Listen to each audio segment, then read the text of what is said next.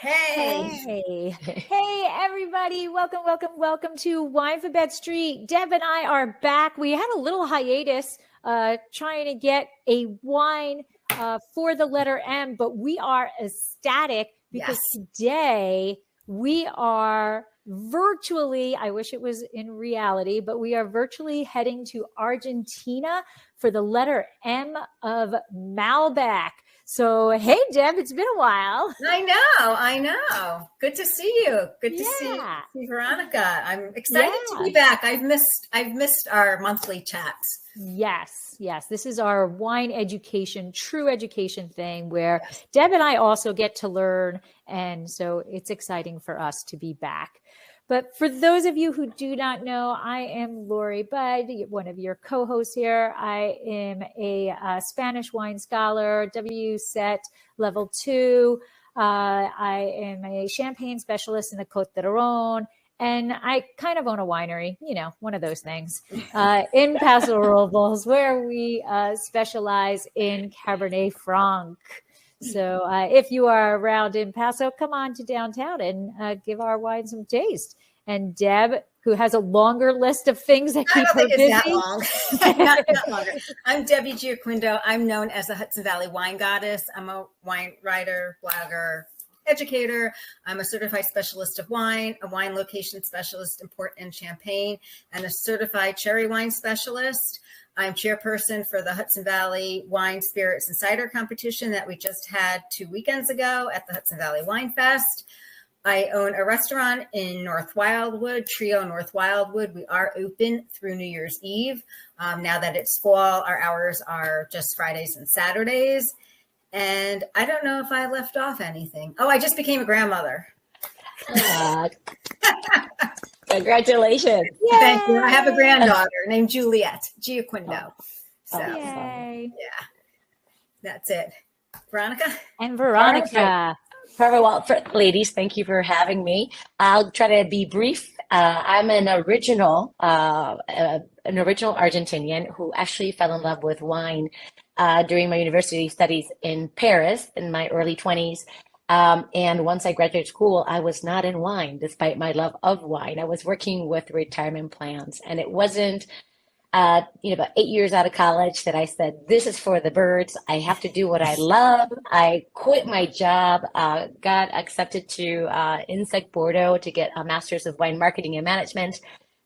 Because I was with the French, I love the French, worked with the French for quite a while, really working with Bordeaux as one of my original clients. And then I was picked up by my people. They found me working with the French. So in my role for Wines of Argentina, I am the U.S. and Canada area manager, where really my role is to provide wine trained professionals more opportunities to learn about Argentina, the unicity, the diversity of our wines, and just really connect people to our winemakers, to the region. And ultimately, my job is to share my passion of Argentine wine to everybody and hope they get the bug. So, in a nutshell. That's All great. right. Well, we are hoping that this webinar helps get that bug out there and get more people to be familiar with it. So we are thankful that you had the time to come on and to share your knowledge with us. Thank you. All right. It's Elmo time, I believe. That's time for us to mute our mics and let Elmo do the talking. Uh-oh. I have it in here. Do you? Yeah. It's been a month. We There we go.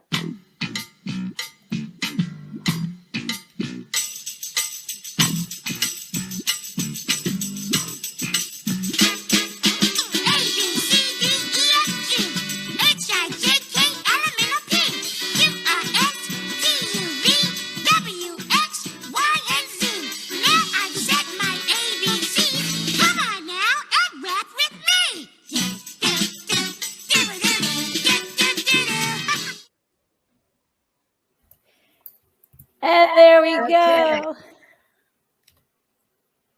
All right. Veronica, unmute yourself. Audio. Can you hear me? Yeah. Got me? Yeah. We're all good. I Did you said I like want to drink with Elmo? Elmo. I love Elmo. I want to drink with Elmo. I have a story about Elmo.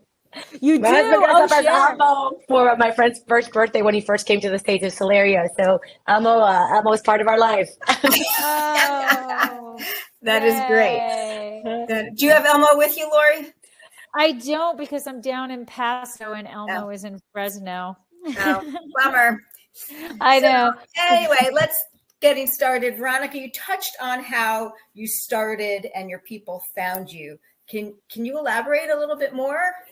Yeah, certainly. As far as I was doing education and sales for French wine, right? So basically, worked for a French importer, worked for a French company, doing again promotion and education for a region that's really, Bordeaux people are not very familiar, especially newer consumers, right? So working with them and a company that I had worked for was Cepexa. I worked for them for a great many times, and Argentina started looking for a representative in the market.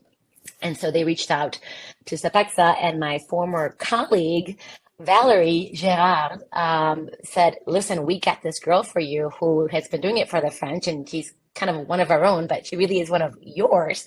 And so I started working. I interviewed with my friend Argentina back in 2018, and we started working.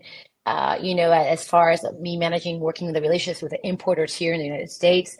And after a year and a half during the pandemic, they expanded my role to work not just with the importers here in the U.S., but the wineries in Argentina, as well as expanded my responsibilities to oversee the Canadian market, where again my responsibility is to create marketing programs, create opportunities, or get connected with opportunities to bring Argentina to the forefront of the trade, right, and get them whether they be at the somm share of mind, as a buyer share of mind. And doing events to get people really, again, educated, excited, and really propel Argentina to where it needs to be, which is we are a premium wine region.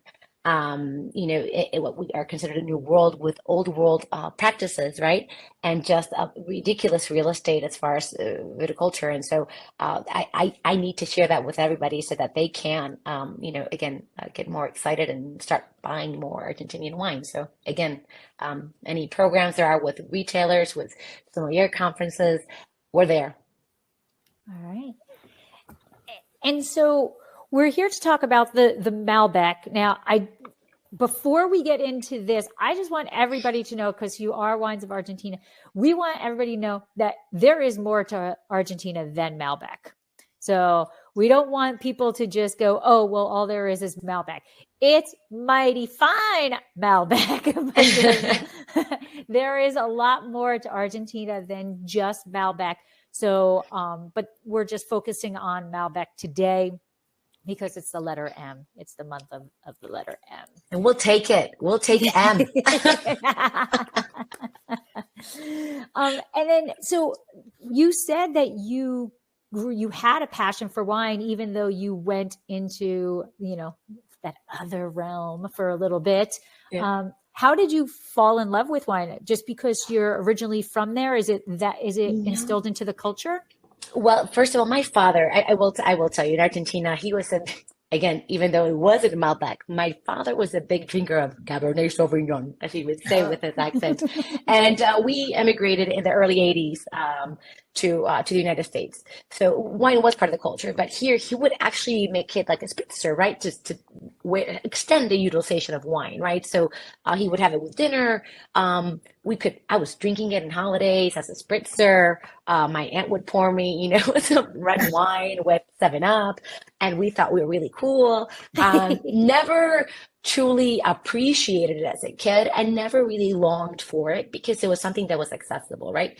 But it wasn't until I studied in Paris where I started taking little side trips. So I would take my first side trip was to the Loire Valley, interestingly enough, which has Malbec. But I fell in love actually with Vouvray, right? Chenin Blanc from the region.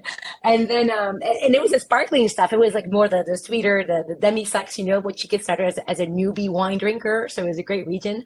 And then from then, one of the second or third trip was Saint-Emilion. And that is where the love began. I'm a right bank Bordeaux girl as far as my initiation of love for wine. And so, doing these trips, I just fell in love with the industry as a whole. But it wasn't until basically 8 years later that I thought that I'm like, heck, I can do something with it. I can do something in the industry that I love. So, but it really began just a visit. It was Saint-Emilion, the region really that put the love. Yes, The love in that that. is where my heart is, in Bordeaux too. Yes, it is. Yeah. My cheeks hurt when I was there because I just was smiling the entire time, and just it is so beautiful there and so historical, and that's where in Bordeaux, that's my heart also. Yeah, and I mean, just the village is so quaint, and Yeah. and I think part of wine, and I'll bring it back to Argentina, that it's the culture, right? It's not just the wine, it's the lifestyle, it's the food, it's everything about it, right? And so it's you fall in love with not just the wine, but everything around it. In Absolutely. that sense. Absolutely. And so we're here to talk about Argentina. So before we get to the wine, which Deb, we didn't clink, but it is 10 o'clock Oops. for me. My wine's Because- over here. It's somewhere in the world. It's afternoon, whatever they say, Right. right? What is okay. It's 5 o'clock somewhere. this is Yes. this is what happens when we Yes. take a month off. We forget to clink. I know. So, So cheers, everyone. Cheers, cheers. Lancha. Just the nose. I've had this open a little bit, so it's actually this is we'll get to the wine, we'll talk about it, but yeah, this one has to be aerated because it's opening up really nicely now in my glass. Mine's been open for an hour. Oh, So- Mine okay. I poured in the glass a half hour ago because I poured in it. Yeah, it's because I'm like, ooh, and then This is nice. All yes, right. it is a The beautiful only thing wine. I've had in my stomach is yogurt and apples, but We're All keeping good. the fruit line. Grapes. It's all Yes. good. It's all good. Yes. All right. So before we get into the actual wine, let's talk about Argentina itself. Where exactly is it? How big is it? Because it's a cool country of how it's Designed, right? Yeah. designed, right? We have a nice little aspect there. Right? It's like, Yeah. and maybe some fun facts that people can remember about Argentina. Certainly. Well, Argentina is located in the southernmost corner of South America, the South American continent. And and by the way, I will speak kilometers and miles because I still don't know kilometers, but it ranges about 38 kilometers distance from extreme north to extreme south. That's about 2,300 miles from north to south, and about 878 miles east to west. So like the surface itself is about 1.7 thousand square miles. That's pretty vast. We're the eighth largest country in the world, second largest in South America, just following Brazil. And the diversity is as vast as the size of the country, right? We go from really diverse terroirs, natural beauty, warmness of people, and just a great place to go visit. But those who have never visited Argentina, which I hope everyone hops on the plane, by the way, because the exchange rate is really favorable. So it really is a great time to go to Argentina. Plus, we need those dollars down there. It's a country of tango, of the traditional empanada, which to eat, and each region has its own, much like wine. Each region has their own empanada. We are the land of asado. Wine is our actual national drink. Go figure. Wine is the national beverage, our national drink. So this is why you go if you're a wine lover. And of course, part of our culture is football, not, which means football, soccer. And of course, as the champs from the Qatar, World Cup last year. Now we got Messi here in Miami, so we'll get Argentina back up in the north. no, I was rooting for Argentina too because I have a friend from Argentina. I tell you though, what's disappointing on Saturday, Messi did not play that Miami Atlanta game. So some disappointed people who paid like $2,000 for their tickets. But that's another story. This is what part. So basically, we are the land of. Again, we're talking about the culture before, and I said it's not just the wine; it's the food. For us, it's the culture: the asado, the tango, the football, the wine, the people, the region. So it's a beautiful package if you want to have an amazing experience. But you got to get on a plane. It's about 12 hours. You guys are different part of the country. So For you, Brenda, it's about to get to Buenos Aires about 10 hours and then another hour and a half to get to Mendoza. Easy peasy. Uh, Piece of cake. A piece of cake. We all go tomorrow. My bags are packed. Ready. Yeah. Yeah. So we touched on, we're here for Malbec, but what are the other grapes grown? There's other grapes grown, because I know at the seminar I went to early on this year, I had a great Chardonnay from Patagonia. I was just like, oh my God, down there it's so cold, but this is like, and there was very few wines. This was awesome. Yes, we grow, brace yourself, over 200 varietals in Argentina, probably more. We even do Gruner Veltliner. So, I mean, that's a different story altogether. That was a transplant from Austria that got discovered in Argentina. But we have about 200 varietals. The most prominent are the same ones that are here, right? Malbec is our leading grape, but we do Cabernet Sauvignon, amazing Cab Francs, Chardonnay, Pinot, great sparkling wines. And again, those are blends, right, of Chardonnay, Pinot Noir. So not a varietal, sorry about that. But we make over 200. We have also Semillon, Sauvignon Blanc, anything and everything. What it gets most exported, however, is our flagship varietal, but that is not, that's almost, Malbec itself is as varied as the country itself. So if I may, when I talk about the grapes, also talk a little bit about the terroir and why we have so many grapes, if I may. Yeah, that's what I was going to say. Like, throughout the whole country, it's just not in one region. Like, and I said, right. Patagonia, and there's all different areas. Exactly. And just so you have a perspective of this, really vast piece of land, we planned, and again, hectares say nothing to me, but maybe something to people, 207,000 hectares of vines that we have in Argentina. And we have 28 regions that make up the country. 18 of those actually produce wine. And within that, so that's why when we say Mendoza, it's like, or Patagonia, it's like, wow, there's 18 regions. And within that, it gets even more broad. But we produce wine between the 23rd parallel and the 45th, which and this is for the CSW exam. Brenda, you probably remember this, or for WSET, what are the parallels for growing wine 30 to 50? Well, we break the rules.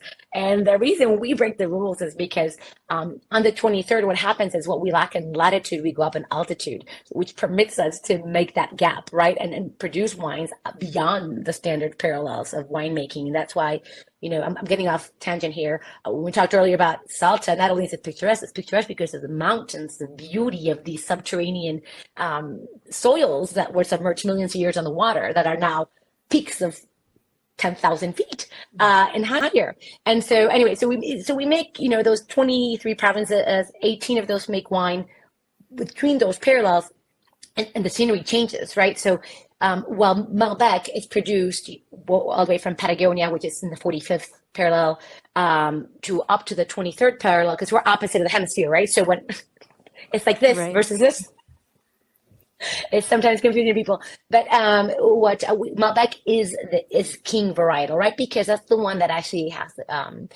it's the most diverse, most adaptable grape that we have. But in cooler regions like Patagonia, and by the way, the north is also cool, right? We plant Torrontés, and people think, when I talked about varietals, I skipped our indigenous varietal, which is Torrontés, which is known, it's in the region of Salta, right? Cafayate, the Calchaquí Valley, which is about 6,000 feet above sea level, because we plant in the valleys up that high. There we do Torrontés. In cooler climates, we do Chardonnay, Pinot Noir, Cabernet Franc. So all these, they are representative throughout the entire 18 provinces, if you will, but all representing a different style. What they have in common is where they're planted. Most of the vineyards are planted within those 18 provinces at the foothills of the Andes. I say that, and there's an exception, because there's always an exception, right, ladies? So we have the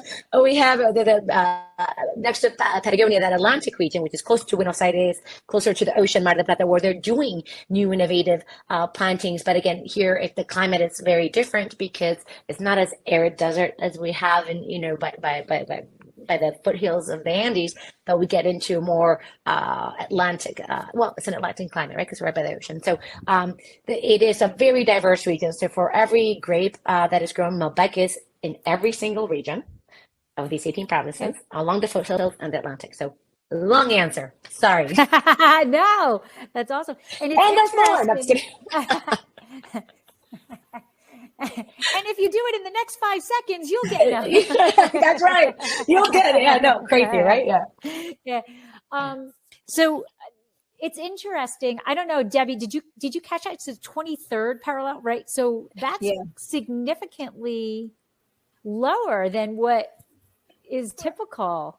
Right. So that's awesome. And again, what is so cool, and this is a thing that I think people, once you start dabbling in, you're like, oh, God bless, all what I knew is out the window. There's so much more to know. And again, because we're on the Andes, it's a tropic of Capricorn where we're actually making wine. So you would think you're closer to the equator, right?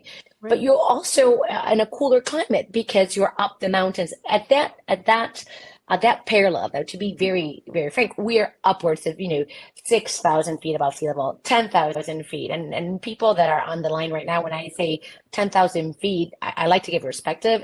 That is the ding of the plane that says it's safe to use your electronic equipment. That is how high. I love that perspective. Right? But that's how high we're planting. So that's what allows us to go beyond limits. Actually, that should be a tagline, beyond limits on our next episode. Don't take that. Don't take that. No one on this call. Yeah. I'm going to use that somewhere. I like vineyards at the ding of the airplane. I like that too. That's kind of funny. Yeah, but it's perspective, right? Like people don't realize, because unless you're making wine or really into geography and geology and what have you, you don't. Elevation is not something you keep in mind on a daily basis. That is true. That is true. So we have 3 wines that Wines of Argentina was generous enough to send us, and so we have Susana Balbo, which I have had the wine before, but not this label. So that was really interesting. So I'm excited to see that, and then.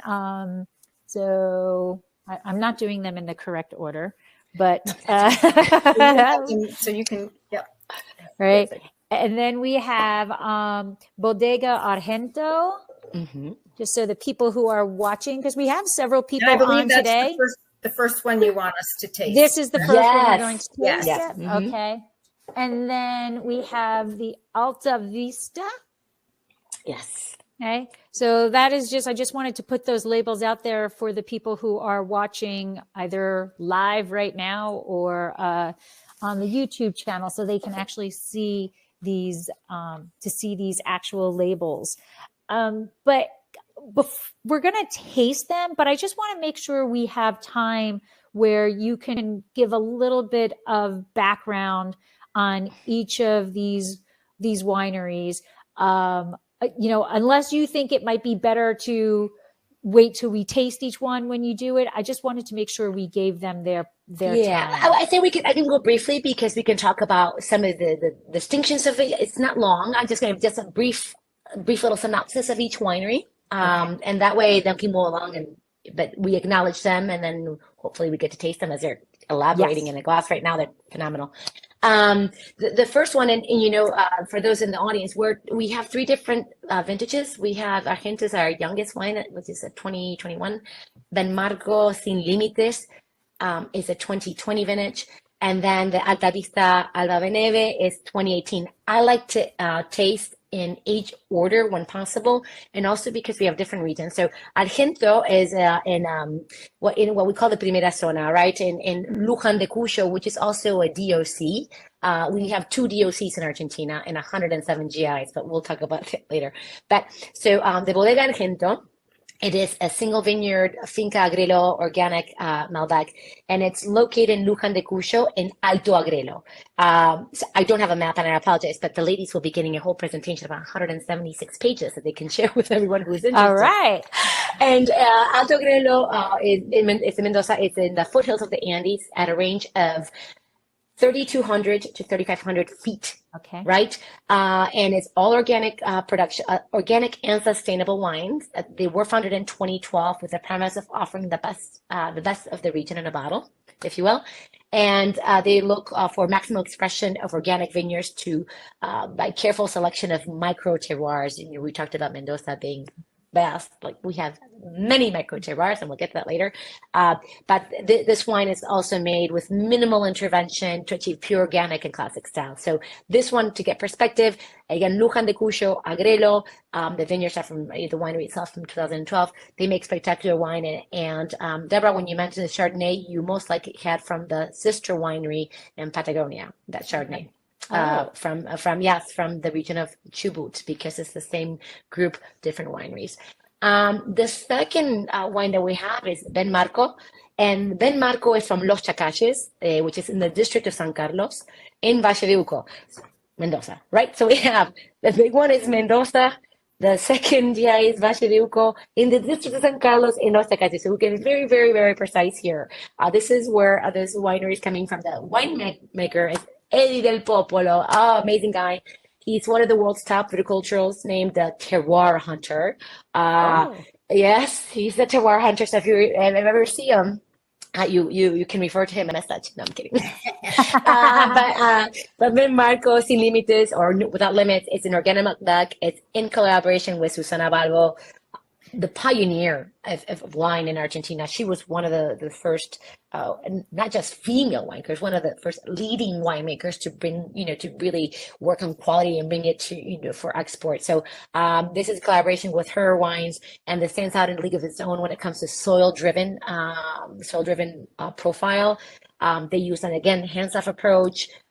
This wine doesn't have any sulfites. It avoids the sprays of pesticides or herbicides. So it's really an interpretation of terroir with a very, hands-off, clean, truistic or holistic approach to winemaking in a sense, right? And again, this one, the altitude is about 3,900 feet in elevation. So this is higher than Bodega Argento, right? So we're about 400 feet above the Argento here. And the last one is Alta Vista. It's located in Campos de los Andes, which is Valle de Uco. Again, Valle de Uco, you're going to hear a lot of it, a lot of wine coming from there. This cool terroir. If you see a bottle with Valle de Uco, you got to get it. Luján de Cuyo, the same. There's some regions that you must know if you want to really get to know Argentina. Stylistically, they're very different, but important for different reasons, different aspects that they give to the wine. This wine actually comes from, again, 3,600 feet above sea level, so right in between Ben Marco and Argento as far as altitude. But again, these last two, Valle de Uco, different districts, if you will. But Alta Vista was the first winery to produce single vineyard terroir management. So they are kind of like the leaders in that sense. And for them, they look for distinctiveness of site to express true characteristics of each region. So the vineyard was planted in 1999 in Valle de Uco, and it has, when we talk about soils, it is loaded. Ladies, I'm telling you, we can talk very briefly about soils, but they're so vast. But in this particular part of the region, in Campos de los Andes, it's deep soil, sandy texture, and mainly rocks. Again, we think rocks because we're at the foothills of the mountains, or on the mountain, if you will. So these are some of the, what's interesting about these wines, and then we can taste together as we move along. Yeah. And if I talk too much, you just because I'm a little cherry. Your excitement and passion is phenomenal. It's great. So what is the origin of the Malbec grape, and how did it end up in Argentina? Yes. Well, I learned something here.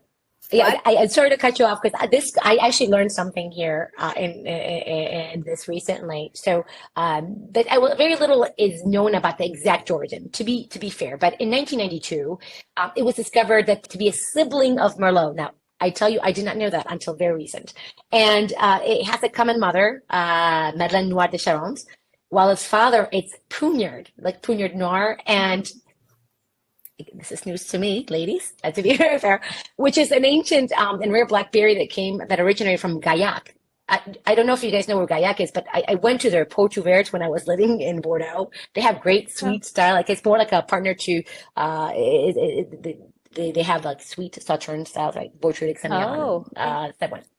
Not that conversation, but it's very neat. The arrival of the grape itself, it wasn't until the late 19th century that we kind of, actually in the late 19th century that Pruneyard was wiped out by phylloxera, right? So the grape that's native to the south, the Malbec itself is what's native to the southwest region of France, more specifically Cahors, which is right by Bordeaux, and it's known as Cot.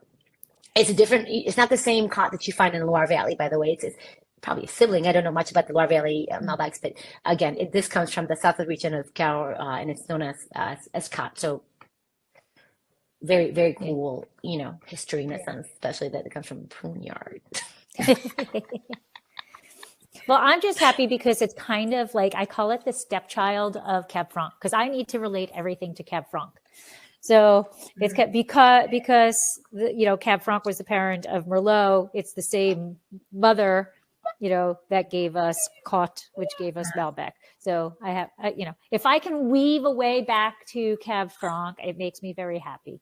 Oh, then you got to try some Cab Franc from Argentina too. I know that you're making passarolas, but you really got to discover it. They're phenomenal. I would love to. Yeah. Well, sure, we get you some samples. Okay. I'll hold you to that. So Deb, Deb was starting to say about how did it get to Argentina? Yeah. Yeah. Oh, yeah. Thank you. And that was my fault for interrupting you. I got so excited. You got so excited. It's good. I jumped right in. Well, actually, according to research, Cahors where Malbec actually originally was grown, right? Now, but according to tradition, the vine entered the region through the 2nd century, about 150 AD from Italy. Now, it was introduced by the Romans, right? This is what we kind of put together through the research. Now, although we have to consider it may have come from other parts of Europe, right? So again, it's not very clear, but we know it's introduced by the Romans, or we think most likely was introduced by the Romans. But it really was the varietal that it was in Cahors where it really was cultivated, right? And where it acquired recognition, considerable recognition by the writers and the kings of the time. But it wasn't until 1853 that it made its way on the timeline to Argentina. And it was introduced by a French agronomist called Michel Pouget. And he was hired by the Argentine national government to oversee the management of our Quinta Normal of Mendoza, which is an agricultural quinta, right?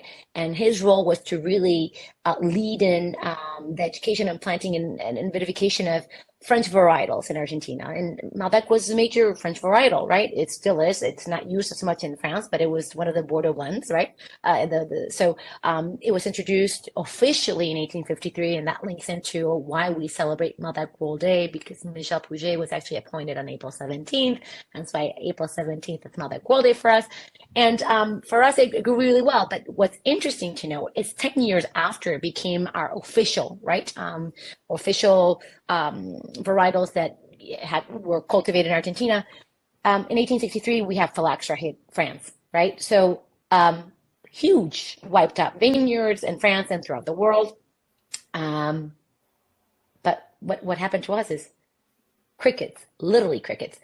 Because we have natural barriers, the Atlantic Ocean to one side and the Andes on the other, we were exempt from phylloxera. Now, we weren't the only one. Cyprus, Chile, and Argentina, because of our natural barriers, were immune at the time to phylloxera. So we have what we call pre-phylloxeric Malbec. So we have the original, because the originals were wiped out, right, through phylloxera in Argentina. So the timing of how Michel Pouget and the government really worked together to define agriculture in Argentina, in essence, made us now have the original. So we are the original Malbec. So as kind of a comparative aspect of it, how would you describe, and I know this is a difficult question because within Argentina, they vary so differently, which I'm going to ask a sidebar question here. Sure. Is it Argentinian or Argentine? What is the correct way to group people and grapes together? It's funny. For years I've had the same question, but for wine, I just say Argentine wine. I say Argentine. Argentinian for the individual, for the person. Like I would say I'm Okay. Argentinian, but the thing would be Argentine, like Argentine wine, or Okay. even vino argentino, even better. Okay. Oh, that I can do. Vino Argentino. I can do that. There you go. Yeah. Okay. So Argentine wine, Argentinian people. People. Okay. Yeah. So I know it's difficult because Argentine Malbec is different, and we'll get to experience this in a minute. But how would you generalize Argentine Malbec versus the French Malbec or Côte, or even how about us in California, our Malbecs compared to? Okay, this is a very, like you said, very complicated question. As far as with France, it's more mineral structured austere. But Malbec is in Argentina. Let's go this way because our climate is very different, and we'll get to it in a little bit.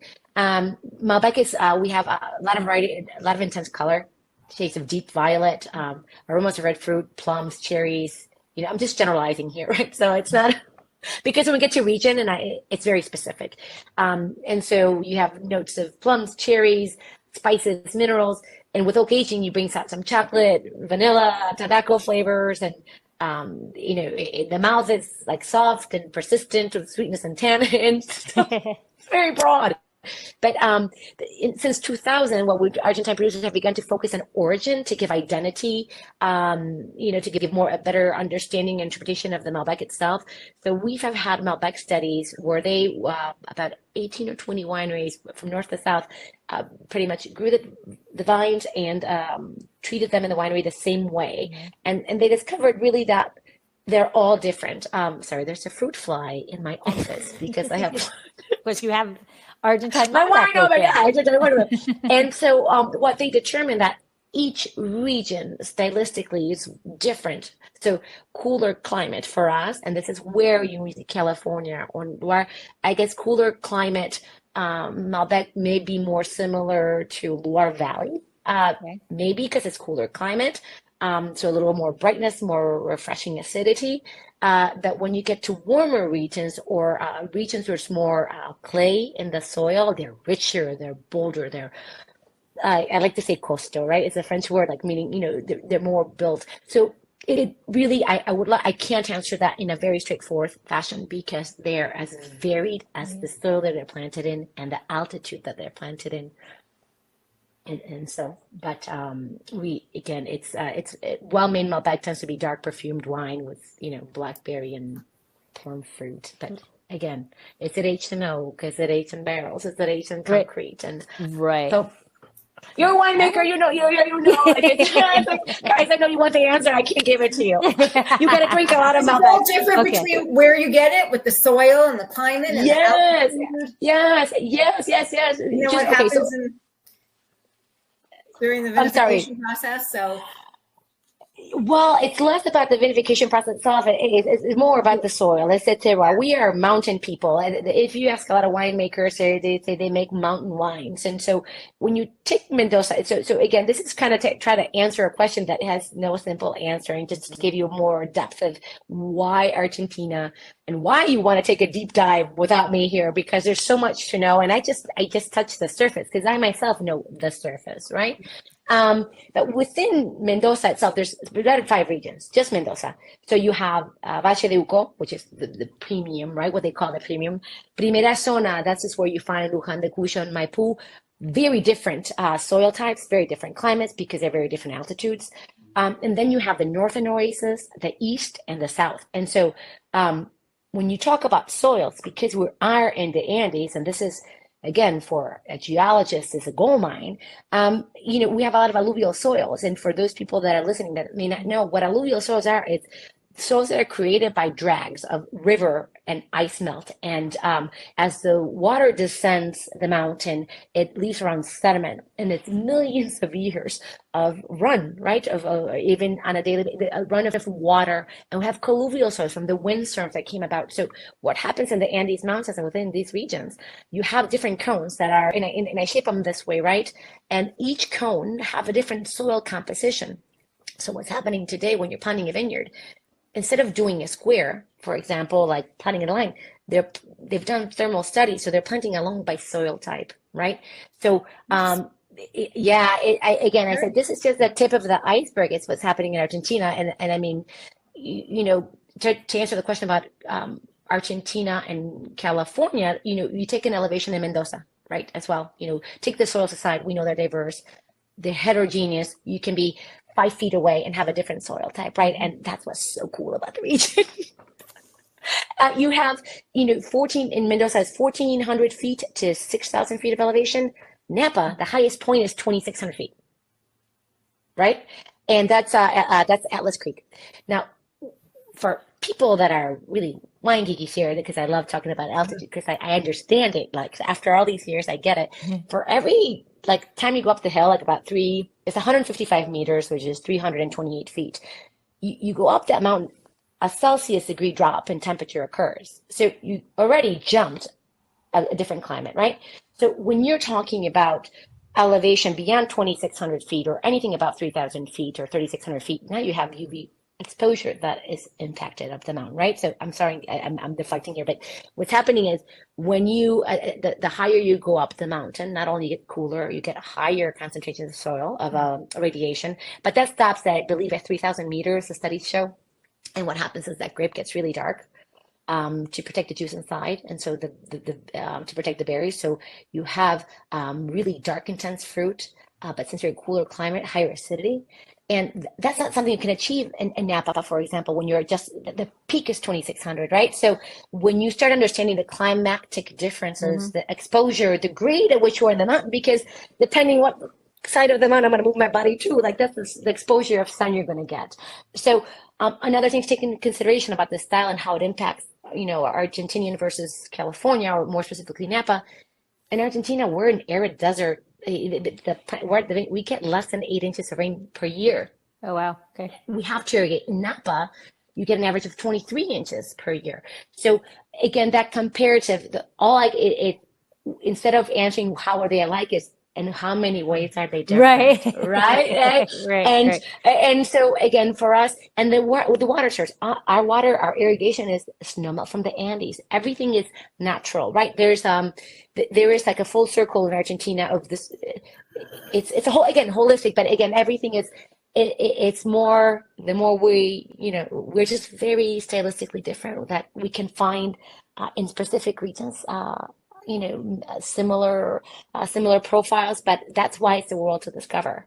That's why you got to go down there and lick some rocks, as some winemakers do. All right. So I think now it's time we start to taste. Yes, I'm so sorry. Yeah. So we're starting out with the Bodega Argentina. Argento. Yeah. So cheers, ladies. Slancha. Salud, we say salud. Or chin chin. Okay. Salud, chin chin. Yeah. Well, this one, this will be fun. I'm not going to talk about the wine. I'll let you ladies talk about the wine. I talked a lot about the region. I'm going to enjoy what you talk. The spice is so strong. The baking spice is incredible. And this wine, that Argento, we were talking about the altitude of this wine. This one, what did I say, was just about, again, that fruit fly. It's really distracting me, and I apologize. I usually don't have fruit flies in my office. Was this the 2,600? Is that what you said? Yeah, this one is between, Argento is between 3,200 feet to 3,500 feet above sea level. Okay. But this one is the one that's located in Luján de Cuyo, which is what we refer to the Primera Zona. So, it's crazy when we talk in Argentina about regions. We say Valle de Uco is more precise than Primera Zona, because in Primera Zona we actually we have two others. Well, actually, Valle de Uco has many other subregions, but this is the one where you're going to find the more. And now this is an organic wine, by the way, sustainable organic. It's made in a different way than the other wines are made, but usually you have that rounder. I feel like more, but beautiful fruit, right? At the same time, it's just, absolutely elegant. Sometimes to me, Malbec it can be rustic. Yeah. That's a better word. Rustic. This is got all of that spice that typically for us then leads to that rusticness that is either depending on your opinion, positive or negative. Doesn't have that rusticness. It's followed by the fruit versus that earth that can be there. Yeah, what does this retail for in the States? Oh my God, don't ask me this question because I do not have the pricing. Sorry. I would not know, and I'm so sorry. Would probably have to Google it because I don't know also if it's in every market. I know it's available, but I would not know, and each market would be different. But we're getting to a premium category, like an ultra premium. Yeah. So along those lines, I do want to do a shout out to the Wines of Argentina themselves, and the website. So can you just, before we forget, can you just give that website? Because there's a wealth of information on that website. Huge. Yes, it's winesofargentina.org. And there's a blog there, and they're very relevant if you really want to get nitty gritty. There's some fun stuff like what restaurants to hit, what wineries to visit. That's nice and cool. But there's really good blog content about the varietal, about the aging of Malbec, about and it's really well done. But we have really great content creators, and these are knowledgeable people about wine. The two individuals, I'm going to give a shout out to Alejandro, and I'm not going to say the last name, and Joaquin. Both are brand ambassadors, or when I say brand ambassadors, they're wine professionals, and they just have amazing. They're tied into the wineries. They're extremely knowledgeable, and they dump the information in such a way that makes it very understandable, and they're not talking at you, they're talking to you, which for me, that's the big thing in wine, right? Like you want people to like the wine. If you talk out on there, right. And so, but yeah, winesofargentina.org, great information. There's downloadable presentations as well if you want to go by region. So if you go to where there's varieties, they give you information by region. If you want your own presentation, I'm going to send it to you ladies just so that you have it all together, because it's one instead of having 5 different downloads. But it's great information. And if you want to, even food pairings are there as well. So it's a great site. Great. So we have several people watching, but Michael was wondering, and I'm thinking that maybe he can find his answer on the website. He was looking for some other winery suggestions, or the labels, the wineries themselves from the Salta province. So is that a searchable thing on that site? Yes. When you go to winesofargentina.org, you hit on the northern region, you hit on Salta, and then they'll give you all the wineries that are out there.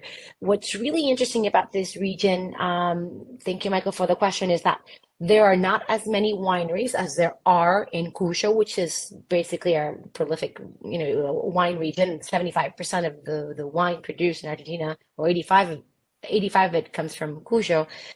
It's for the export market. It's only 3% from the Patagonia and the north. So, but there's not a lot of wine because they're higher altitude. It's harder to grow. The yields are less, but they have a spectacular wine. So if you get a Malbec from the north, try it out there. And again, they're just very deceptive when you see them, because you think they're going to be really, really big because they're so dark. But they're going to be really refreshing. So, but they are listed on the website. It is a great source. Sorry, I went long. That's okay. No, we're gonna go on to wine number 2. Perfect. Oh, the Ben Marco. The Ben Marco. Oh yeah, and this one was the one that's actually higher than the Bodega Argento that we just had. So this is from Los Chacaches in Valle de Uco, but in the district, the district of San Carlos. So it's Los Chacaches, which is within San Carlos, and so this is higher altitude than the Argento, and it's darker. Yeah. It's right. Again, I'm going to do this, but people on watching aren't going to be able to see it. But it is. I might be able to. When I'm putting it in front of my white paper and my words, I can basically read. You really can't tell. Yeah, it is intense. It's an intense color. Yeah. I can see my words on my paper through the Argento, and I can see there's something behind the Ben Marco, but I can't read the actual letters. So this is a darker Malbec. So as we tasted then, Marco, can you talk to us about any dishes that wine and food pairings that will go well with Malbec? Oh my gosh, everything and anything there. And that one I'm going to direct you to the blog as well. That in a very short sense, we do anything from asado, which if you're not familiar, because I didn't really explain, asado is our Argentine grill. We throw all the cow on the fire and eat it up. I mean, so it's amazing with chimichurri, but we can do asado, pasta, pizza, tamales, empanadas, sushi. Like we have wines that go with sushi because whether it be a Torrontés, for example, doesn't have to be a Malbec. So depending on, again, back to that regionality, the style of the wine is comparable with, but we do have this food and wine pairing on the Wines of Argentina blog. So when you go to the winesofargentina.org, hit on the blog and do food pairings, and there you go. You will have all the higher acid. All the answer. And higher acid cooler in climate. This wine. Yep. Higher acid in this wine. And I get a lot of cinnamon. Yeah. And it's very different from the first. Yeah. So different from the first. The first had a little bit more fruit to it. Mm-hmm.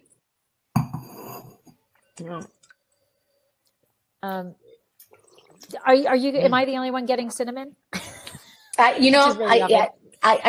not, as they say, you're probably right. Again, for me, it's right today. I'm not. Doesn't mean it's not there. Like I just tell you. Well, every palate's different, right? Yeah. What are you? But they do say women. They do say women have a better nose. By the way, we do. I've written a blog scientifically proving it. So I do get it's just a hint on the finish. Okay. But it's very interesting because it's a very distinct difference in acidity level for me. And it's not like it's at a balanced acidity. It's beautiful acidity, but this is a completely different wine. The aromatics are completely different. Yes, completely. I get a plum in here. But what stands out is the color difference and that acidity. This is livelier because that acidity is right up there. Yeah. This is content meeting reality, right? We were talking about higher altitude. It's really darker, but it's refreshing acidity. Like it's in the bottle, and it's so right. It's in the bottle. It's in the bottle. Yeah. And what I like, this isn't when you think about red wine. A lot of times people think it's heavy. Mm-hmm. This wine isn't heavy. No, not at all. This and like in summertime, I personally shy away from like a Cab, a Merlot. It's just with the heat, it's just too hot. This Malbecs are nice summer wine. This is very nice. Yeah, and I think it's all that acidity, the cooler climate. And again, not to say that one region is better than the other, is stylistically they're so different that you can consume Malbec every day and not affect the surface, right? Because not just it's aside from the GI or the soil, it's the winemaker. So you can have comparable soil types, different winemaker who's a different interpreter of the terroir, and you're going to get that different wine. But one of the things I've learned too on my journey of loving wine.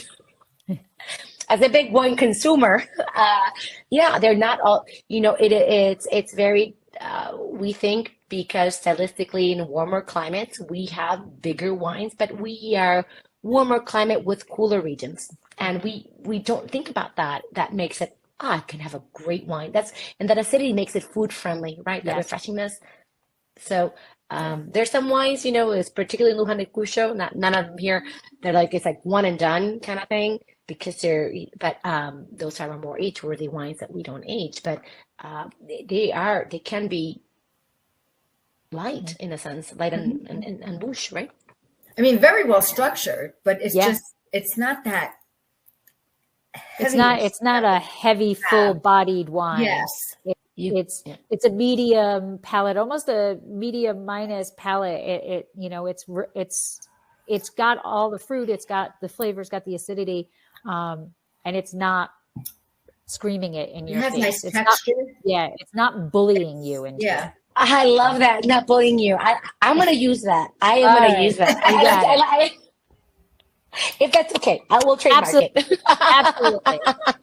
So as we move on to bottle number 3, so this Alta Vista, which is very cool, has a nice little diagram there on the back. Can you talk about are clones something that are important in Argentina? Like, we know that like wow. Pinot Noir lives on the fact that, oh, it's this clone, this clone, this clone, but is it a big deal in Argentina? No, and the simple answer is no, but I can elaborate on that, by the way. So starting in the 90s, INTA carried out a clonal selection, and they achieved several clones like NB9 INTA, NB12 INTA.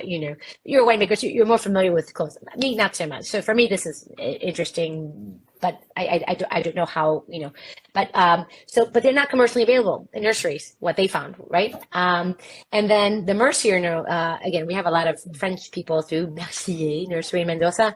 They've developed a clonal selection, which we resulted in, again, for winemakers, and clone 136, 501, 505, 506, 1713. But that all was obtained starting in 2010. So only the latter ones can be commercially found. And other companies have also developed their own clonal selection, like Catena and Tempest Alba. But in some cases, it refers to clones, especially foreign ones like Cat, if they were different from a local variety of Malbec or Argentine selection. Basically, the study suggests that from samples taken from 89, 2003, 2014, the local material, actually, a natural land, if you will, Argentine Malbec and French Cat are exactly the same strain. Okay. But it was agreed that the case of Pinot Noir, there are differences, but for us, it's more the local material that has a greater impact on the varietal itself than the clone. That's interesting. Yeah. Yeah. That is very cool. So, Deb, what do you think of this one? Oh, I haven't tasted it yet because I let my dog in, and then you had to let your dog out, and then I had to let her out because it just wasn't working. Oh, I thought you were the dog. Sorry. No, she's just she's very needy. She doesn't like to be alone, and she sees wine. She may be thirsty. And, so, again, this is a completely different wine. Again, very different. Well, we're here again. We're in Valle de Uco, same as the Ben Marco, right? It's Valle de Uco, but this is different. This is slightly lesser, lower down the mountain. We said what was about 30 up to 3,900 feet in the Ben Marco. This is about an average of 3,600 feet. Single vineyard production, single vineyard management. Type of soils are a little bit different. And it has some age. It's a 2018. So, and not organic. Interesting. Now, it's the what oldest, is the ageability? And I might be going out of our order, but of Malbec.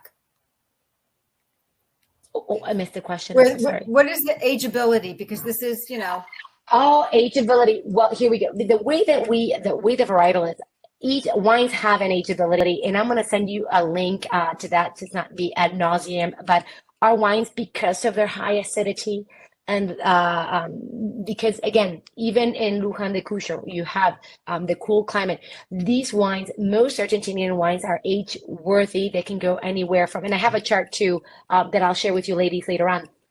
Most of these wines are age worthy wines because of their natural acidity. Of how they're made, but they've made studies, and I'm trying to look at my notes here. They did a study on the aging process, and it was observed that over time, aging is a significant factor that affects the phenolic compound profiles studied in Malbec. Yeah. So after 5 years of aging, the wines could be differentiated among regions. So each region, because again of the microclimates themselves, they are worthy of aging. But you have wines that have an aging, like wines that are like more structured, what you call the racy Malbecs with dark fruit and notable acid, that may be chewy. Those have a tendency to age 10 to 20 years. Malbec that are dark fruit and some acidity or juiciness, moderate tannins. Um, Obviously, some oak aging, they can age 7 to 11 years. And even those younger wines, there's some one you can drink now and even age up to 5 years. So the phenolic compound and structure of the varietal itself, it lends itself to aging. It's just not something that we do with a New World, right? It's something that we as consumers have to get around. Like, yes, you can age a New World wine, which we know we age in the Old World. So why wouldn't we translate that, right? So Right. they're age worthy. So This has still this has nice acidity to it. Yeah, so I was going to say it's the oldest, it's 2018, but I think it's got the biggest tannin structure. It's the biggest mouthfeel of them. So kudos on choosing the order. Well, it was as a friend said, it was by luck because I'm like, this is very difficult. Aging is the way that I like to do it typically, but again, stylistically, it was bang on, but that was by luck, sheer luck, ladies. I'm not gonna let me. I'll be very Better transparent. to be lucky than good. That's right, exactly. I'm very lucky. So this is going to be a loaded question also, but typically, is there a general way that Malbec is processed? Do we typically see it in oak? Are they experimenting with different types of oak? Do they like French oak, Hungarian oak? What are they? Or even cement. Yeah, well, actually, all of the All of above. the above. All of All the of the above. above. All of the above. And it goes to who's the winemaker. We have winemakers, a lot of French winemakers. And even in Argentina, typically it's French oak used over American in the majority of wineries. That being said, we have the Cafirs, we have the concrete tanks, we have it all. And there are particular winemakers. The vinification process, it's similar globally, right? There's not too much variation in vinification in the process of the winemaking. It's just how it is aged or not aged, or how it's stainless steel tanks. You have winemakers, again, interpreters of terroirs. That's why I like to call them. Some of these guys just really want to be true to the place that microcosm of their vineyard, and so they will age in stainless steel or concrete to make sure that they give that they don't harness or give any outer elements to the wine. So it's all of the above. And then you have these French wineries or even more traditional wineries that love to use the French oak to give some nuance, But again, it is a unique individual winemaker decision.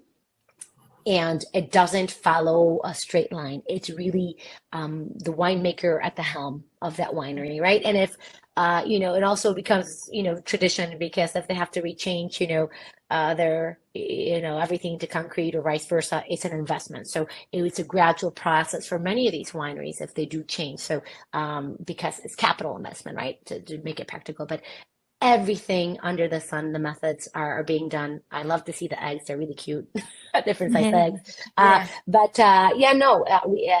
very winery specific. Again, as diverse as the terroir we have in Argentina, and as excited as we are to get you to go there and visit and see that we are more than Malbec, and we are Malbec and then some within the Malbec. Then some in the Malbec. Yeah. Yeah. So Are there any concerns when it comes to Malbec? So we've talked about how the winemakers are doing it, but is Malbec prone to anything? Are they? You actually kind of already answered that, because the way your geography is and your topography, you're pretty much naturally protected.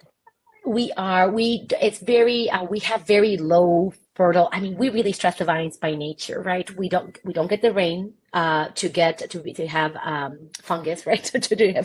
We don't have we have our natural barriers in the Atlantic, or the Pacific, or in Patagonia, which we haven't talked about. The winds are so strong coming off the Atlantic. Any pest or louse that can get on that vine gets blown away. It's blown to bits.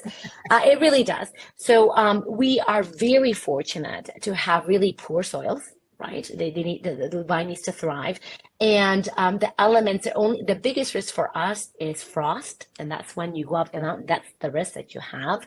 But other than that, the soil is so poor, which is so rich for us, that we don't have that concern, right? We have naturally protected land in a sense, given to us by nature. And one of the things that I find interesting is people sometimes ask about global warming. Well, we're going up the mountain. So in a sense, we're trying to mitigate in a natural way, right? Finding cooler climates and interesting ways to, I wouldn't say plant, but higher ways to plant and to manage the vineyard. So not really a Trying to concern make for the our particular part of the vineyards world. thrive, make the grapes, the Yeah. vineyards thrive. Yeah. Yeah. And again, the Atlantic is a little different because they're closer. Obviously, we're closer to water, so different impacts. So, but those are exploratory areas, right? So, I mean, but no main concerns because we're so blessed to have such great terroir. Wonderful. Yeah. So if someone is looking to explore Malbecs for the first time, where would you direct them? Okay. Well, let's see. I have. I'm gonna look at my notes here because depending on the region, you have again. You have like a difference. An introduction to Malbec. Somebody that's new that doesn't not. I mean, I'm gonna say that the first place to go. Where would you? From Mendoza. You go to Mendoza. You go to Primera Zona. You go to Primera Zona, and you go to Luján de Cuyo and taste some wines from any of the wineries, and you're gonna have big rounder Malbecs. And then you go down to Valle de Uco, where you're gonna go to any winery down there. They're all different, and explore a different style, like cooler climate, higher acid Malbec. But every region has something to offer everyone. And if you don't have time to go to the regions, you go to and it escapes my mind. You go to oh my God, what Aldo's? I'm giving a plug to a restaurant that we work with in Argentina who has pretty much every wine on the planet. Or you go to Don Julio's, which have an amazing cellar. And you go there and you say, "Show me some wine," and that's better than show me the money. That's right. Like, okay, I don't think you need to show the money to get those wines, but no, but it really is. There is something for everybody in Argentina. There truly is. And for the new wine drinker, again, it's just a Mendoza Malbec will do. Again, it's a place to explore, and no region must go untouched, really. So if you have time, you should taste the 170. I like that. No region untouched. And the two DOCs. So start there. All right. So what's the best way to travel to Argentina? Like, you gotta fly out there. Where would you fly into to get to like Mendoza and two ways, two possible ways from the United States, I say for those North Americans. So either you go in through Chile, and you fly from Santiago to Mendoza if you want to go to the wine region, or you fly from the U.S. to Buenos Aires. There's no direct flights to either Patagonia or Salta, so you have to everything through Buenos Aires. So when you want to come down to Argentina from the U.S., first stop is Ezeiza. Take a flight to Ezeiza to Buenos Aires, and from there you take another flight to Mendoza, or the other regions. But you got to fly. There are direct flights from New York to Buenos Aires. I'm in Chicago. There's no direct flight. I either got to go through Dallas or Miami, get myself to Buenos Aires, and then get myself on a plane down to Mendoza. So it's a bit of a jumper, but worth it. Especially, again, the wineries, they treat their guests so well, and the wines are just fantastic. And just again, like I said earlier, the exchange rate is the time to go. Is I think I'm going to try and work that into my downtime this winter, which is your summer. Yes, it is. We're opposite climate, right? So yes. Christmas is in the summer over there. So right now it's fall here. It's spring there. Oh no, it's not fall. What are we? We're technically we're fall. Getting close. It's officially fall. Almost fall. It's spring there. Fall is Friday. It feels like fall here. Oh well, happy birthday! Thank you. It's a big one. Cheers. Oh, cheers to that. Cheers. Yeah. Well, Veronica, I want to thank you for taking the time and coming on and sharing the wines and your knowledge and your expertise on Wines of Argentina. And I want to thank everybody who came in and watched live. And, this is all going to get converted into the podcasts on both of our channels and YouTube on both of our channels, plus Winephabet Street. You always can go to winephabetstreet.com and see the videos there. But I just want to thank you. The wines were incredible, and it truly was like traveling through the glass, because each region had a very distinct, experience. The Malbec was very different within each one. And I love the fact that a single grape variety can express itself differently in the different regions. So thank you so much. Yes. And your enthusiasm, I mean, you can't get that anywhere. I mean, if anything, anybody can get from this whole webinar is go taste a Malbec, pick up a Malbec. If you're new to Malbec, start with Mendoza. If you want a little bit more higher end Malbec, go to Valladolid. And I suck at pronunciation. And explore the wines of Argentina, because there's a lot more than just Malbec. Although the show is based on Malbec, but Argentina wines are really wonderful. And thank you. So I did save a little bit for our final goodbye. Thank you so much, Veronica. Cheers. And Slancha. Thank you, ladies. Thank you. Chin chin. Salud. Bye. Gracias. You Bye-bye. too. Take care. Bye bye. Chin.